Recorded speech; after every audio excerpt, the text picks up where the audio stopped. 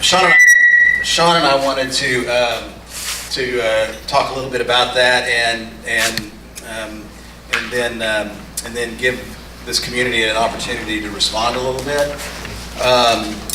We talked we talked about the Parkland shooting, and it's just getting.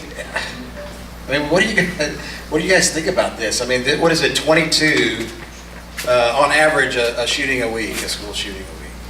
And there's the gun violence, and it's just and all the stuff surrounding the politics of it, and things not happening as they should. It just seems like this stuff keeps happening, and it's I know it feels very frustrating to me anyway, and sometimes I'm not sure quite what to do with it. And so tonight, what we wanted to do is to have give an opportunity for us to respond in some way. So there's a movement out in the city called Stars for Santa Fe, and what it is you get a star like this. If you can see it, you may not be able to see it. I've got a bunch of them printed out over here. The idea is that you write something, a word of encouragement to the people in Santa Fe, a victim's family, or to the community, whatever you want to write. It can be a poem, it can be a prayer, it can be, thinking of you, praying for you, whatever it is. And then you cut it out. There's some dotted lines there. You cut it out, and then you can take a picture of it and then post it on your social media if you want. And there's the hashtag Stars for Santa Fe, and then that gets out that way. But also, this is where the station is set up over here on the side. If you guys would want to do it, then after you take the picture, you can just put the star in the basket, and then we'll mail those to this address, and then all those stars across the whole city, any group, any community that's in the city that's doing that, they'll go to this one place, and they'll take all those stars and take them to Santa Fe later in June and present them to the Santa Fe community. So they'll get all these words of encouragement from us, from anyone else across the city who wants to do that. So it's a tangible way, simple way for us to show support, to get involved in some way. So not that that's the only way we can do it, but it's an opportunity for us. So that'll be there tonight for you guys to do that. So in the wake of that, Sean and I wanted to share this prayer.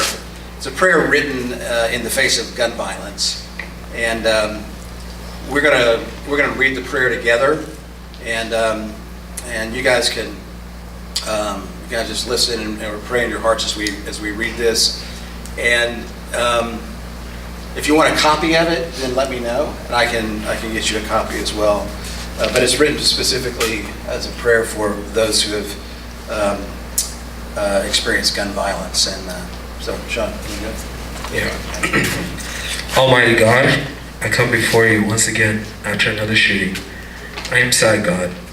So I ask you to receive into your loving care the souls of those who were killed, to care for those who were wounded or hurt in any way, to console the family members and the friends of those who died or were wounded, to strengthen the hands of the rescue workers, the medical professionals, and caregivers.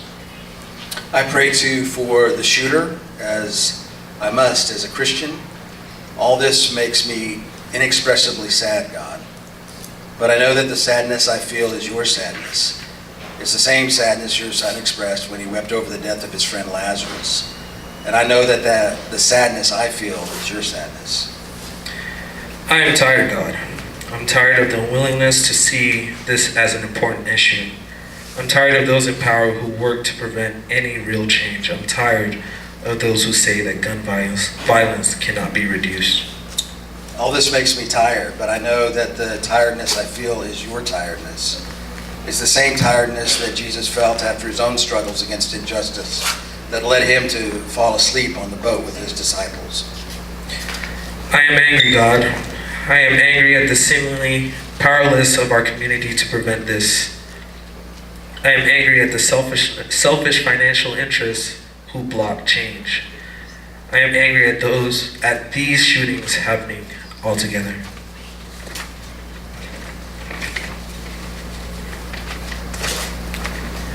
Lord, I know that this anger is your anger.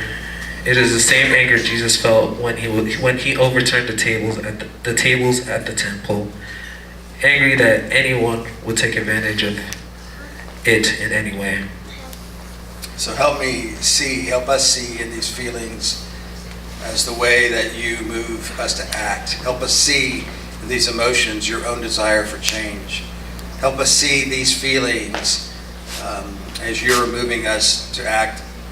Help us see in these reactions you're pushing us to do something.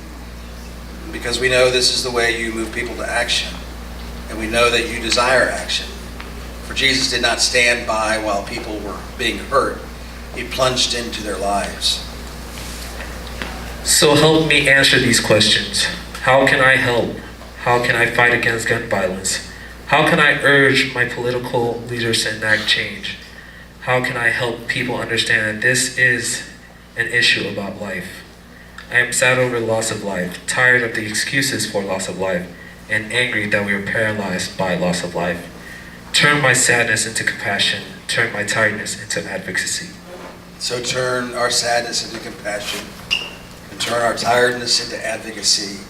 Turn our paralysis into the freedom to act.